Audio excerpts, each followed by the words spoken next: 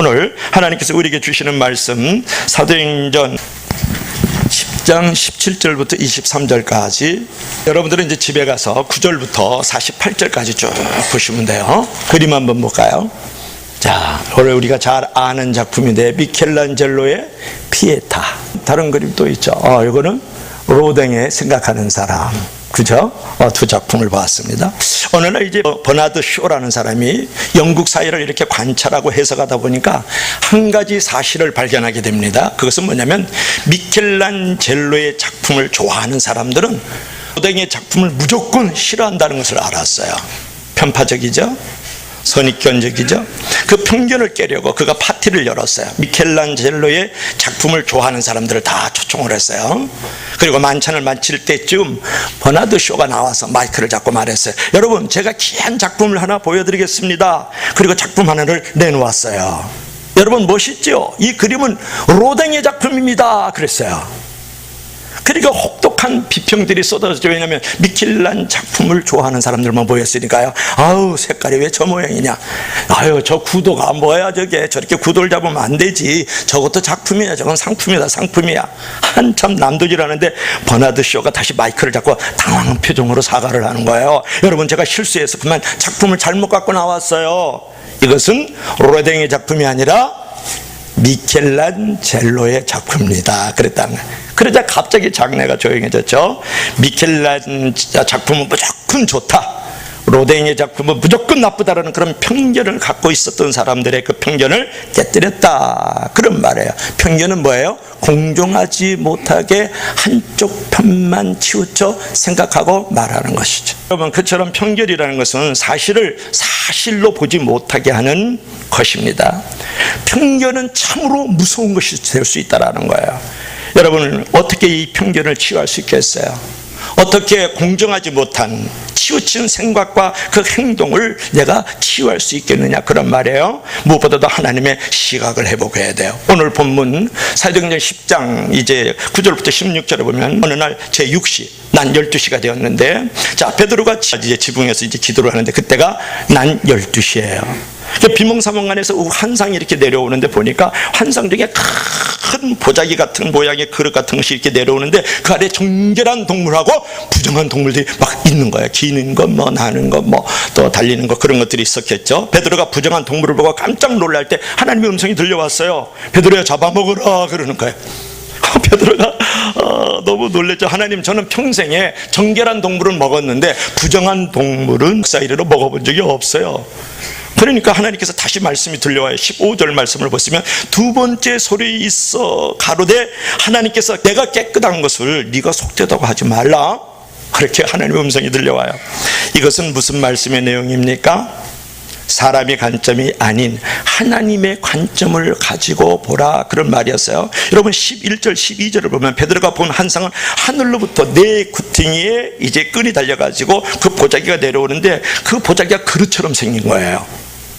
그 보자기에 정결한 짐승, 부정한 짐승이 있었다, 그런 말이에요. 온갖 짐승이 거기에 다 있었다, 그런 말이에요. 이 가운데 유대인들이 먹을 수 있는 짐승도 있고 유대인들이 먹지 말아야 될 짐승도 거기에 있어요. 그래서 이게 11장 신명기 14장 3절부터 20절에 잘 나와요. 여러분, 그때 하나님께서 베드로에게 부정한 짐승, 정결한 짐승이 있고 유대인이 먹어야 될 게 있고 먹지 말아야 될 거 있는데 베드로는 유대인이에요. 철저하게 간습과 문화과 전통을, 율법을 중시하는 유대인 중에 골수부자 유대인이거든요. 근데 하나님께서 이걸 다 잡아먹으라는 거예요. 하나님의 음성을 듣고도 경건한 유대인이었던 베드로는 하나님의 명령을 거부하죠. 주여, 그럴 수 없나이다, 그러면서 간습을 깨뜨릴 수 없습니다, 율법을 깨뜨릴 수 없습니다, 그렇게 나오는 거예요. 그런데 보세요, 유대인들이 꼭 먹어야 될 것은 뭐냐, 굽이 갈라지고 되새김질하고, 예를 들면 지느러미가 있고 비늘이 있는 짐승이나 고기들을 먹어요. 그 굽은 갈라져 있는데 되새김질을 안 해요, 돼지는. 그래서 돼지를 절대 유대인들이 먹지 않습니다. 여러분, 토끼는 어떻습니까? 토끼는 되새김질은 하는데 굽이 갈라져 있지를 않아요. 그래서 유대인들은 먹지 않아요. 그러니까 유대인들은 그런 간습이 있었단 말이에요. 근데 하나님께서 먹으라 그러는데 그 간습 때문에, 그 전통 때문에, 그 율법 때문에 먹지 않는 거예요. 그러니까 유대인의 율법 해석서에 보면 미시나라고 있는데, 이 미시나를 보면 이방 여인의 출산을 도우면 안 돼요. 유대인들이 이방인들, 즉 다른 나라 사람들이 아기를 낳잖아요. 절대 도움은 안 되고, 내가 아기를 낳고 있어요, 유대인이. 그러면 그 이방인들이 우리 아기를 낳는 것을 도와줘서도 안 돼요. 그 이유가 뭔지 아세요? 유대인 외에는 다 이방인들은 짐승 취급을 했어요. 이방인들을 뭐라 그런지 알아요? 개 또는 지옥의 불쏘시개로 취급했거든요. 그리고 자기들은 선택받은 하나님의 백성이라 그랬단 말이에요. 그처럼 유대인들은 아무 이유 없이 이방인들을 미워하고 경멸했어요. 이방인 아이는 태어나는 순간부터 부정하다는 편견을 갖고 있었다. 그런 부분에서 여러분, 편견이 무서운 이유는 뭐냐면 상대방을 이유 없이 그죠? 미워하게 만들기 때문에 그렇고, 편견에 사로잡혀서 미워하는 사람은 뚜렷한 이유가 없는 거거든요. 여러분 가운데도 아마 편견이 있을 줄 몰라요. 지역 간의 편견. 전라도 사람 그러면 싫어해요. 경상도 사람 그러면 좋아하는 사람이 있고요. 또 돈 있는 사람 싫어하고 돈 없는 사람 좋아하는 사람도 있을 있고, 남자 여자 이런 어떤 부분에도 여러분 차별을 두고 편견을 가질 수 있고요. 또 장애인에 대한 편견도 가질 수 있죠. 종교, 불교, 기독교 존경해 주는 것은 다 가져야 되는데 그것도 차별하는 사람들이 있어요. 편견을 가지고 있다, 그런 말이에요. 얼마나 무서운 편견입니까? 오늘 본문의 베드로를 보십시오. 성령 충만했던 대사도 베드로에게도 그런 편견이 있었다, 그런 말이에요. 그처럼 편견에 의해서 잘못된 전통은 영혼을 망가뜨린다, 공동체를 깨뜨려버린다, 그런 말이에요. 그처럼 이방인을 인격체로 보지 않고 무조건 무시했던 교만 때문에 결국 이스라엘 자신이 하나님 앞에 버림받게 돼요. 그처럼 편견의 결말은 자신의 파멸뿐만 아니라 공동체를 파괴하는 무서운 것이 편견이다, 그런, 선입견이다, 그런 말이에요. 치우침이다, 그런 말이에요. 여러분, 편견이라는 것은 매우 무서운 것입니다. 볼 것을 보지 못하게 하고 들을 것을 듣지 못하게 만드는 게 말 한마디, 행동 하나에 달려있는 거예요. 여러분, 사람을 볼 때 어떤 조상들이라든지 남들이나 친구들이 그를 어떻게 보느냐로 보지 말고 하나님이 그를 어떻게 보시는 것으로 볼 줄 아는 눈을 가질 때 편견에서 내가 떠날 수 있는 것이에요. 과거에 그가 형편없는 사람이었어도 그가 지금 하나님 앞에 어떻게 서 있느냐 하는 것이 더 중요하지 않아요? 또한 그의 현재 모습이 좀 부족해도 하나님이 그 영혼을 얼마나 귀하게 보시냐로 그를 볼 줄 아는 눈을 가질 때 편견과 선입견에서 떠나갈 수 있단 말이죠. 로마서 15장 7절에 뭐라고 말씀했습니까? 우리 다 같이 한번 읽어볼까요? 그러므로 그리스도께서 우리를 받아 하나님께 영광을 돌리신 것 같이 너희도 서로 받으라.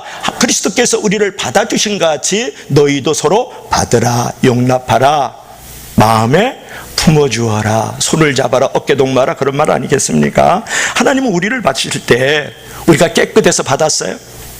우리가 하나님을 정말 완벽하게 잘 섬겨서 받은 것이 아니죠. 하나님을 알지 못하고 죄 가운데 빠져 있을 때 그 생각과 행동이 삐뚤어졌을 때에도 하나님이 우리를 받아주셨어요. 이게 놀라운 대속의 은총이죠. 구속의 은총이지 않습니까?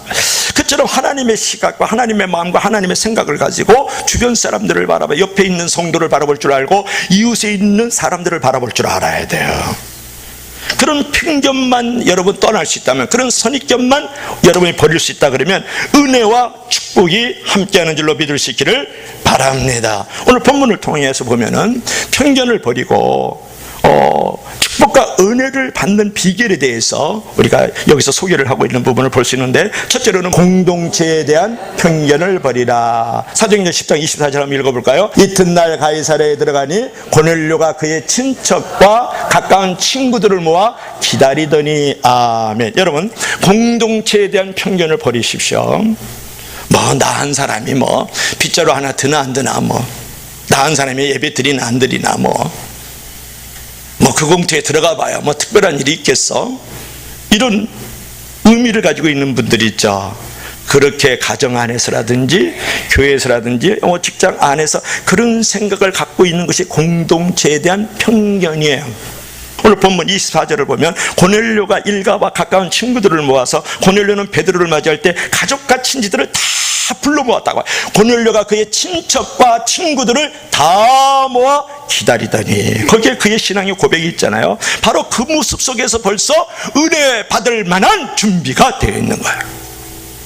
거기에서 가족만 모인 게 아니에요. 친척까지 다 불러 모아가지고 그 공동체를 사모하고 있는 여러분 모습을 볼 수 있잖아요. 기독교의 가장 위대한 영성은 뭐냐면 공동체 영성입니다. 여러분, 삼위일체란 말 하지 않습니까? 성부, 성자, 성령께서도 하나의 공동체를 이루어서 하나의 몸을 이루었다고요.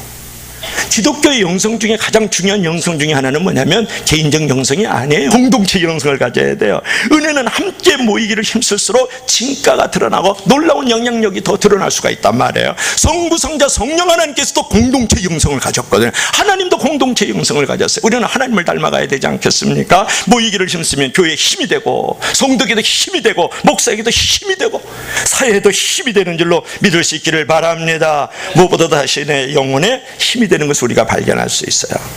목회를 하다 보면 의리 있는 성도들을 많이 만날 수 있거든요.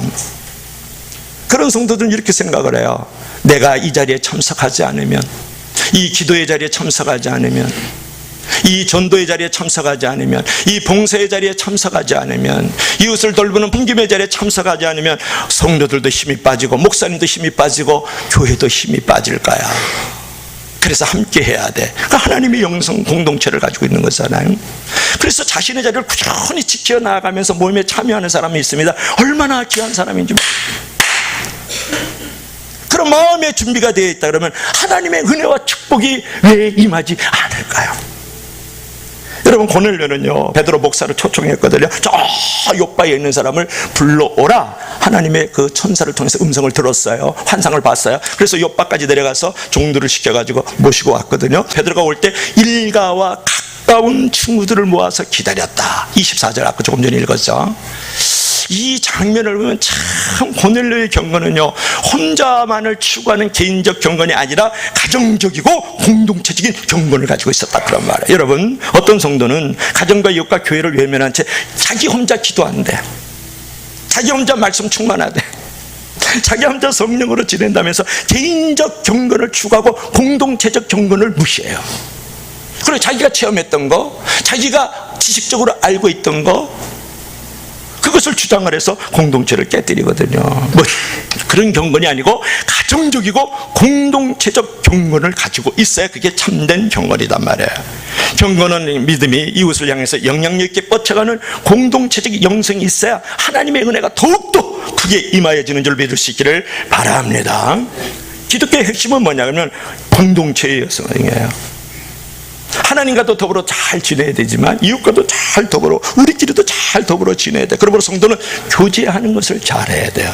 하나님을 향한 창을 가지고 하나님과도 교제를 잘해야 돼요. 이웃을 향한 창을 가지고 이웃들과도 잘 교제하면서 하나 되고 연합되는 것들을 가질 때 거기에 공동체의 영성이 바로 바람직한 것이에요. 여러분, 공동체 생활을 하다 보면 여러 가지 부딪힘이 있고 갈등이 있지 않습니까? 왜냐 그러면 내로남불 신앙이 있어서 그래요. 그것도 편견을 가지고 있다 그런 말인데, 예를 들면 남의 남편이 설거지를 잘 해줘요. 그러면 뭐라 그래? 그러면 그렇지, 공초가다 공초가야. 근데 내 남편이 설거지를 잘하면 애처가다 애처가, 이렇게. 그게 편견이에요. 그게 내로남불이. 내가 하면 로만스고 남이 하면 불륜이라는 거 아니에요? 며느리는 남편에게 이제 지어 살아야 되고, 딸은 남편을 휘어잡고 살아야 되고, 이런 거. 남의 자식이 어른에게 막 대들면 싸가지 없네, 버릇없이 키웠구만, 이러고 내 자식이 어른들에게 막 대들잖아요. 그러면 자기 주장과 철학이 분명한 아이야, 할렐루야, 이러다 또. 그게 내로남불이고 편견이에요.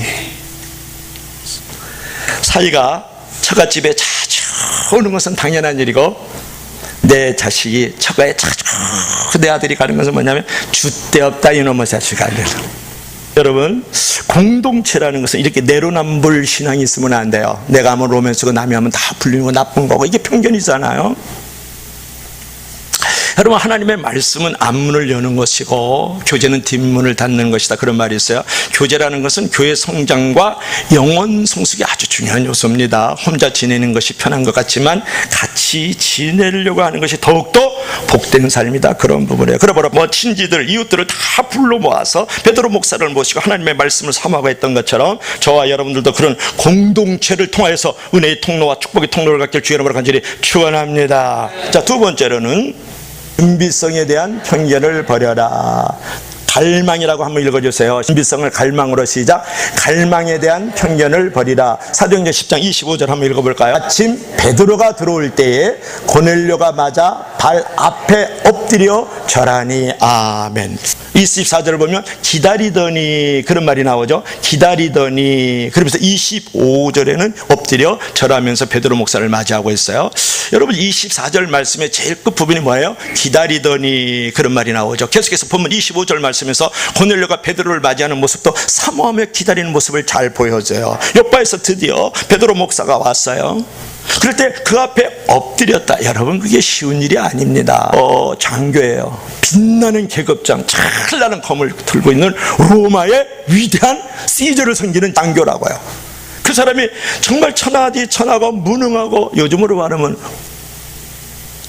거지성자예요. 베드로를 앞에서 높쭉 엎드려. 대단하죠. 사모하며 기다리는 사람의 은혜를 여기서 볼 수가 있는 거예요. 그런데 어떤 사람들은 그러죠. 준비성에 대한 편견을 가지고 있죠. 아유 그렇게 뭐 기도 안 들 무슨 소용이 있냐. 그래 말씀 사모해서 무슨 특별한 일 벌어졌어? 그래 너가 이렇게 갈망하고 목마르고 그렇게 갈급해가지고 하나님 앞에서 어떤 일이 벌어졌어? 이런 편견을 버려야 된다 그런 말이에요. 여러분 기다리지 않아도 올 사람 와요. 그러나 갑자기 만나는 것과 사모하면서 애타게 갈급했다가 만나는 것은 완전히 그 기쁨의 감흥이 다르잖아요. 그러므로 기다리는 것 자체도 큰 의미도 있지만 기다리다가 만나면 그 은혜가 더하잖아요. 준비성, 갈급함, 목마름, 기다림 이런 것들이 있을 때 우리는 은혜가 있고 축복이 있다라는 인생의 감흥과 즐거움이 있다 그런 말이에요. 여러분 살면서 애기치 않게 받는 은혜도 있지만 기다리고 준비하고 받는 은혜는 훨씬 더 크게 느껴지지 않겠어요? 기독교의 정점은 뭐냐 그러면요 예수님을 기다리고 만나는 것이에요. 그 은혜를 사모하며 기다리는 사람에게 우리 주님이 우리를 만나 주신단 말이에요. 그 안에 해답이 있잖아요. 그 안에 해결이 있잖아요. 여러분 시몬을 여러분 아십니까? 혹시 누가복음 2장 25절 여러분 시몬은 의롭고 경건하고 성령이 그 위에 계시더라 그렇게 말씀을 해요. 그가 성전 안에서 계속 기다리면서 누구를 기다려? 예수님을 기다려요. 여러분 안나라고 아세요? 안나는 기도하고 금식하면서 성전 안에서 누가복음 2장 37절에 보면 안나는 계속해서 그 늙은 노부에도 불구하고 성전에서 기다리다가 예수님을 만나.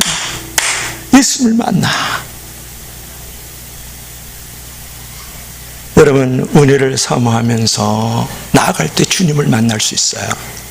주님을 만나면 뭐가 좋아요? 인생의 해답이 찾아오는 거예요. 모든 게 해결이 되는 거예요.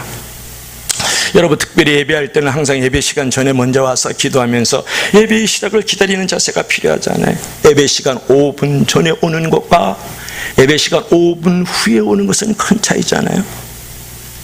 시간으로는 10분밖에 차이가 나지 않지만 하나님의 은혜가 임하여지는 그 깊이와 넓이와 높이는 많은 차이가 있다는 사실을 아세요? 하나님은 언제나 우리를 복 주시려고 준비하고 계시는데 그 축복을 누가 받느냐? 은혜에 목마른 자들, 은혜를 갈망하는 자들, 은혜를 사모하면서 준비하는 자들에게 그 은혜가 내려오는 것이에요. 여러분 똑같은 하나님의 말씀을 듣고도 어떤 사람은 10년을 다녀도 그 모양 그 꼴이에요. 어떤 사람은 참 몇 개월 안 되고 1년도 안 됐는데 신앙이 성숙하고 성장하고 늘 찬양하고 노래하면서 다녀요. 어떤 신앙을 찾고 싶습니까? 여러분 왜 그런 차이가 있어요? 하나님을 갈망하는 삶의 차이가 있는 것이에요. 여러분 본문의 고넬료가 어떻게 이방인으로서 이 고넬료 장교가 장군이 말이죠. 어떻게 이방인으로서 그리스도인이 되는 위치에 머물렀을까? 이방인이에요. 이방인은 개취급을 했어요. 지옥의 불쏘시기라 그랬다고 짐승처럼 취급했고 옆에 지나가지도 않았어요. 그런데 이 사람이 뭐 이제 그리스도인이 되면서 성령 충만한 사람이 될 수 있었고 45절 그리스도인이 되는 뭐 놀라운 위치를 쓰면서 성령 세례도 받고 물 세례도 받았다고요. 그리고 이방인으로서 최초로 구원을 받아가지고 세례를 받은 자로서 복음이 전파되는 통로가 됐던 사람이 고넬료예요. 대단하지 않아요? 고넬료가 어떤 사람이냐면요 그 당시 시대에 로마는요 전 세계 3분의 1을 정복하고 있어요. 대단한 나라죠 로마 제국이. 그 나라의 장교예요. 장교. 빛나는 계급장, 휘황찬란한 칼을 검을 들고 말이죠. 아주 멋진 투구를 추고 사는 사람이거든요. 그런데 어느 날 이 지배국이요, 이 지배국이 노예국인 이 베드로 목사 앞에 발을 럽적 엎드리면서 종교와 문화를 받아들여, 신앙을 받아들여. 이거 참 어려운 얘기예요. 그 자존심 때문에, 그 신분 때문에 절대 그럴 수 없는데, 이 고넬료는 그랬어요. 피지배자 앞에서 무릎을 꿇는다, 노예 앞에서 이 주인이 무릎을 꿇는다, 있을 수가 없어요. 그를 대접하고 섬기거든요. 그래서 그는 칭찬받고 그는 섬김을 받는 자가 되는 것이거든요. 여러분, 오늘 본문 31절을 한번 보실래요? 고넬료야, 하나님이 내 기도를 들으시고 내 구제를 기억하시니. 여러분, 고넬료는 이방인의 군인이었지만 하나님에 대한 갈망이 있었어요. 그래서 늘 기도하고 늘 많은 사람을 구제하고 항상 하나님께 경건하면서 하나님을 경외하는 사람이었거든요. 그래서 하나님께서 그를 보고서 이제 천사를 보내서 베드로 목사를 초청할 수 있도록 응답을 허락해 주시는 것이거든요. 여러분, 하나님의 인도로 베드로가 왔을 때 어떻게 했다고요? 이제 이 고넬료가 덥죽 엎드려서 절을 하는 말씀. 자, 33절 한번 볼래요? 우리 다 같이 시작. 내가 곧 당신에게 사람을 보내었는데 오셨으니 잘하였나이다. 우리는 주께서 당신이 명하신 모든 것을 듣고자 하여 다 하나님 앞에 있나이다. 아멘. 여러분, 여기서 중요한 말씀이 있어요. 한번 보세요. 그럼 우리는 누구예요? 가족이죠. 우리는 그러면 누구예요? 친척이죠. 일가 친척까지 모였으니까 우리는 그러면 누구예요? 이웃사람, 동네 친구들이죠. 우리는 주께서 당신에게, 베드로 목사에게 하나님이 말씀하신 모든 것을 듣고자 하여 다 하나님 앞에 있나이다. 나 이 말씀이 그냥 필이 꽂혔어요. 고넬료라는 사람이 대단한 사람이구나. 내가 가족들을 모아놓고 친척들 모아놓고 동네 사람 다 모아놓고 친구들을 모아놓고 하는 말을 보세요. 베드로 목사님이요, 당신에게 하나님이 주신 말씀을 내가 다 듣고자 하여 하나님 앞에 이렇게 엎드렸어요. 이렇게 무릎을 꿇었어요. 낮아짐, 그 겸손함을 여기서 우리가 볼 수 있지 않습니까? 여러분, 베드로에게 말하는 모습을 보면 하나님을 갈망하는 모습이 보이지 않아요. 하나님에 대한 목마름이 보이지 않아요. 모든 것을 듣고자 하나님 앞에 모였나이다. 여러분, 하나님을 만나고 하나님의 은혜를 받고 하나님의 역사를 체험하려면 이런 마음의 갈망, 영혼의 목마름, 그 굶주림이 있어야 돼요. 그래야 하나님으로부터 은혜를 받고 하나님을 만나고 하나님의 역사를 체험할 수가 있는 것이잖아요. 여러분, 삭개오가 어떻게 주님의 주목을 받았어요? 그는 난쟁이에요.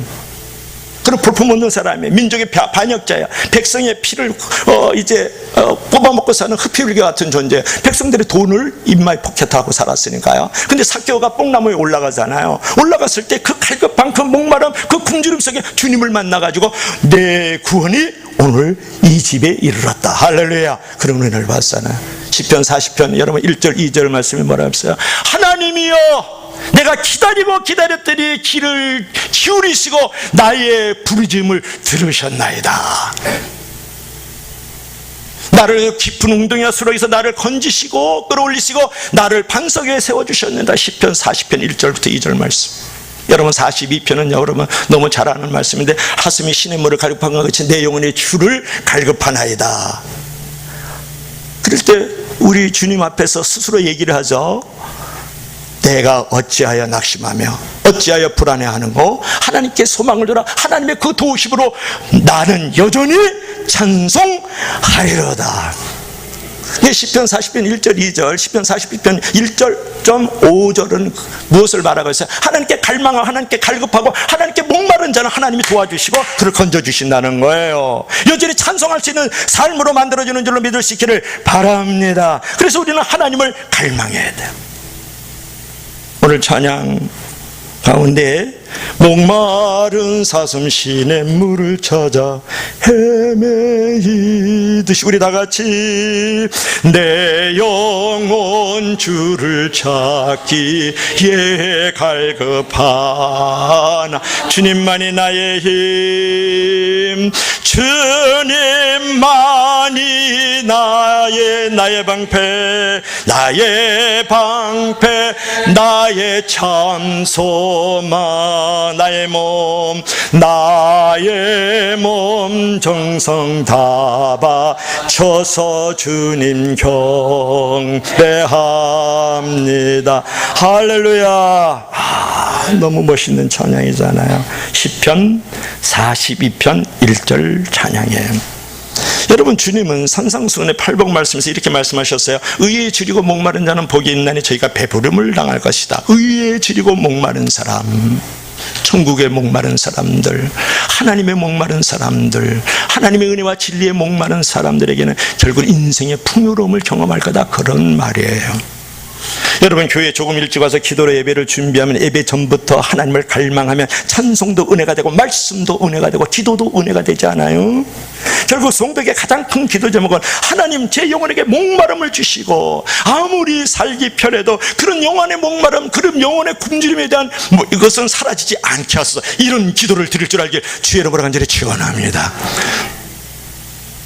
하나님을 갈망해야 영혼이 살고 은혜를 맛보고 하나님의 음성이 들리고 삶은 진실해지고 성숙해질 수가 있어요. 그러므로 하나님을 갈망하는 삶처럼 행복하고 복된 삶은 없다, 그런 것이에요. 자, 마지막으로 순종함에 대한 편견을 버려라. 자, 사도행전 10장 33절 한번 읽어볼까요? 내가 곧 당신에게 사람을 보내었는데 오셨으니 잘하였나이다. 이제 우리는 주께서 당신에게 명하신 모든 것을 듣고자 하여 다 하나님 앞에 있나이다. 아멘. 참, 어떤 사람 그래 순종해서 복 받았냐? 그래 잘 믿어가지고 듣고 말씀 듣고 그래 살았더니 무슨 일이 있었어? 이게 뭐냐면 순종에 대한 편견이에요. 순종에 대한 편견. 그래 하나님 말씀 듣고 하나님 말씀 배워가지고 좋은 일 있더나? 너가 달라진 거 있어? 이렇게 또 무시하는 사람들도 있거든요. 그렇게 생각하는 사람들도 있어요. 이것은 뭐예요? 편견이죠.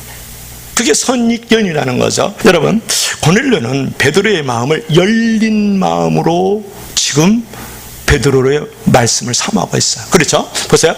모든 것을 듣고자 하여 다 하나님 앞에 있나이다. 어떤 사람은 들어오면서 벌써 마음 닫아요. 눈 닫아버려. 아무런 일도 안 일어나는 거예요. 말씀에 순종하려는 삶을 갖고자 하는 그런 모든 것을 듣고자 하여 하나님 앞에 서 있는 그런 어떤 순종의 모습, 배움의 모습을 가지고 있을 때 어떤 역사가 일어나지 않겠어요? 여러분, 말씀에 순종하는 삶은 성공과 행복의 핵심 비결입니다. 물론 사람은 연약해서 하나님의 말씀대로 다 순종하지 못해요. 그러나 하나님께서 다 순종하는 것보다도 순종하려는 마음이 있느냐, 듣고자 하는 마음이 있느냐, 배우려는 마음이 있느냐, 그것이 더 중요하게 생각한다는 거 아셔야 됩니다. 여러분, 대양을 넘나드는 거대한 비행기를 보지 않습니까? 선박들을 보면 조종사가 운전하는 것 같지만 그렇지 않아요. 자동 비행 시스템이 거의 모든 것을 알아서 다 해줘요. 천국 가는 길도 마찬가지인데 여러분 보세요. 천국 가는 그 길을 자신의 힘으로, 업적으로, 벼슬로, 얼굴 잘생겨서, 예쁜 옷 입어서 그래서 가는 건 아니잖아요. 근데 오직 우리 주님이 주신 그 말씀을 순종과 믿음과 배움으로 가는 거예요. 또 마음의 천국도 있습니다, 여러분. 마음의 천국은 뭐예요? 평안, 자유함성. 마음의 청각도 자신의 힘으로 될 수 있는 게 아니에요. 말씀과 성령의 충만함을 의지하면서 하나님 앞에 순종과 배움의 자리로, 믿음의 자리로 나아갈 때에 마음의 평안도 찾아올 수 있는 것입니다. 그래서 궁극적으로 천국이 올라가는 길이든지 내 마음의 천국을 이루는 길은 무엇입니까? 여러분, 순종과 믿음이에요. 그리고 배움의 원리에 있는 것이에요. 그리고 본문 34절 35절에 보면 베드로가 입을 열어 가로되 내가 참으로 하나님은 사람의 외모를 취하지 아니하시고 각 나라 중 하나님을 경외하며 의를 행하는 사람은 하나님이 받으신 줄 깨달았도다. 베드로는요, 고넬료의 모습을 보고 하나님의 뜻에 대해서 깊이 깨달았어요. 보세요. 이제 보자기가 내려올 때 말이죠. 보자기가 이렇게 내려올 때 끈이 4개가 달려 있었지 않습니까? 그건 동서남북을 말하는 것이에요. 이것은 동서남북의 모든 유대인을 넘어서서 이방인들에게도 모든 나라와 족속들이 다 구원을 받아야 된다는 그 환상을 본 거예요. 그 안에 부정한 짐승, 그 다음에 여기 정결한 짐승이 있었죠. 온 인류가 다 복음을 받아야 되고 구원을 받아야 되는 환상을 보여준 거예요. 그래서 베드로가 나는 편파적인 사람이었구나. 유대인들은 구원받되 이방인들은 절대 구원 못 받음. 이걸 하나님이 깨닫게 해주셨다고요. 이런 놀라운 역사가 일어났어요. 유대인은 어렸을 때부터 이방인에게 구원이 없다라고 배웠거든요. 근데 하나님께서 한순간에 베드로에게 이걸 깨우쳐졌다고. 베드로는 예수도 믿지 않는 고넬료의 얘기를 들으면서 자기의 모든 고집, 철학, 전통을 버리고 진짜 하나님의 뜻을 깨닫게 되는 것이에요. 그런 깨달음이 있어야 삶의 변화가 일어나는 줄로 믿을 수 있기를 바랍니다. 그런 깨달음이 있어야 나의 삶이 변화가, 인격이 변화가 되는 것이에요. 그리고 정말 하나님의 뜻이 이루어지는 거거든. 동서남북 모든 인류들에게 복음이 선포될 것을, 복음이 증거되고 그들도 구원받아야 될 것을 베드로를 깨닫게 해주셨다고요. 근데 저와 여러분들도 내가 순종함으로 깨달아야 되고 말씀을 배움으로써 깨달아야 되는 줄로 믿을 수 있기를 바랍니다. 제가 이번에 깜짝 놀랐어요. 41억의 점심 시간을 가질 수 있겠어요? 누가 있냐면 여러분이 잘 아는 사람 가운데 투자의 귀재, 투자의 대가로 불리는 사람이 워렌 버핏이에요. 이 사람이에요. 워렌 버핏. 이 투자의 귀재, 투자의 대가라 그래요. 근데 이 사람이 한 100조 정도 돈을 갖고 있습니다. 근데 이 사람이 가지고 있는 먼저 이제 18가지 계명이 있지만 그 가운데 몇 가지만 작은 돈을 아껴야 큰 돈이 된다. 두 번째로 책과 신문 속에 돈이 있다. 세 번째로 고기를 잡으려면 물에 들어가 남에게 간대하고 자기에게 업겨가라. 마지막으로 많이 버는 것보다 잘 쓰는 것이 중요하다. 전략, 독서, 용기, 자기관리, 베품이거든요. 그러니까 이 오랜 버핏하고 밥을 한 번 먹는데 2시간에서 3시간 먹는 거예요. 지금 41억을 투자해서 밥 먹는 사람이 있어요. 여러분 어떻게 생각하세요? 여러분 이게 워렌 버핏이 말이에요. 버크셔 해서웨이 회장이거든요. 점심 식사 한 번 하는데 350만 달러로 역대 최고액을 기록해서 41억 8천만 원을 넘었었어요. 드디어. 대단하죠. 그래가지고 그 돈이 있잖아요. 그대로 어디로 가냐 그러면은 가난한 사람들께 자선 행사로 그 돈이 그냥 내려가요. 이 사람은 이렇게 경매, 자기하고 점심 식사를 경매를 통해 가지고 돈을 보면 빈민구제단체 그라이드 재단에 이제 이거 재단에 이제 전달하는 것이에요. 41억 같으면 저는 1년에 1억씩만 쓰고 그리고 한 달에 1,000만 원인데 잘 쓰고 그냥 100살까지 살면 되겠는데 뭐하러 그렇게 할까요? 그죠? 뭐하러 그럴까? 라고 생각하죠. 그게 바로 여러분과 그 사람하고 차이예요. 그래서 돈이 안 되는 거예요. 여러분 이것은 뭐하냐면 비싼 대가는 큰 것을 얻는다는 거예요. 씨를 뿌리면 많이 뿌리면 많이 거두고 적게 뿌리면 적게 거둔다는 거거든요. 왜 그런 얘기를 했느냐가 이제 중요한데, 여러분 순종의 씨앗을 뿌리라는 것이고 믿음의 씨앗을 뿌리라는 것이고요. 그 다음에 배움의 씨앗을 뿌리라는 거예요. 여러분 41억을 주고 투자를 지금 배우는 거예요. 절대로 그 사람 손해봤다는 사람이 아직까지 없는 거예요. 그 사람을 그 돈은 자선기부단체에 들어가잖아요. 얼마나 멋있는 삶들을 살아가요.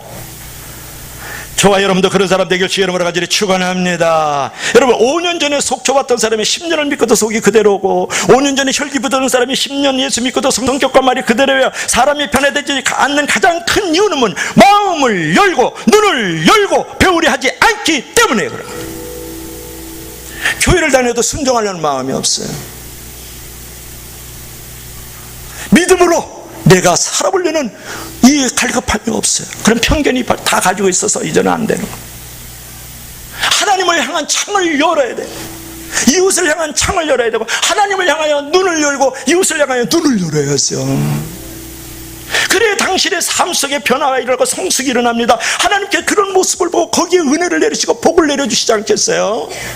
나는 안 돼! 라는 편견을 가지고 있고 선입견을 가지고 있고 치우친 생각을 가지고 있다면 당신은 안 되는 것이. 신앙이 성숙하기를 원하면 더 배우고 더 깨닫기 위해서 항상 열린 마음을 가지시기를 바랍니다.